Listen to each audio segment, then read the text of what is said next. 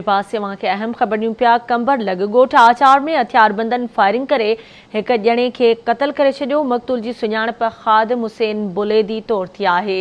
अहम ख़बर नाज़रीन अवांखे ॾियूं पिया। कंबर मां जिते ॻोठ आचार में हथियारबंदनि फायरिंग करे हिक ॼणे खे क़त्ल कयो आहे। मक़तूल जी सुञाणप ख़ादिम हुसैन बुलेदी तौर थी आहे।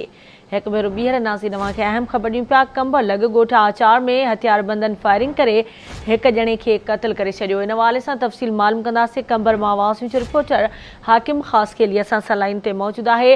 हाकिम, इन वाक़े जे हवाले सां कहिड़ा तफ़सील आहिनि, आगाह कजो।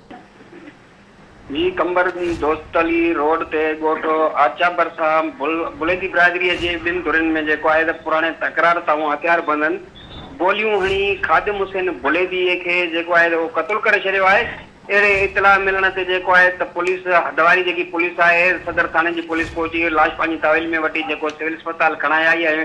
ज़रूरी कार्रवाई बाद जेको आहे त उहो लाश वारसनि हवाले कयो आहे। हिन वक़्त ताईं जेको आहे त उन वाक़े जो जेको आहे केस दाख़िल न थी सघियो आहे, न वरी कोई जवाबदार गिरफ़्तार थी सघिया आहिनि ऐं उन में सदर पुलिस जो जेको चवणु आहे त हिननि जो अॻ में बुलेदी बिरादरीअ जे पाण में अॻ में खूनी तकरार हुयो। मेहरबानी हाकिम तफ़सील खां आगाह करण जे लाइ।